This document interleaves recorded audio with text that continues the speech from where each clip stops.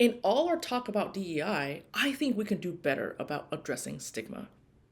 This definitely feels personal to me as someone who's experienced it for over 20 years. And recently, I came across a way of describing stigma that I found super helpful. Here it is. Stigma is a way of saying you deserved for this to happen, and I don't deserve for it to happen. And so, for me to not have to worry about this happening to me, I have to have a reason why this happened to you. This made so much sense to me. It rang true, and it explained my struggle perfectly.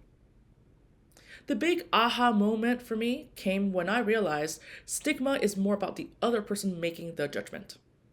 Their way of rationalizing why I deserve this negative thing and why they don't. Stigma is a figment of someone's imagination. And if I can see it that way, I can become less affected by it. I can stop believing it.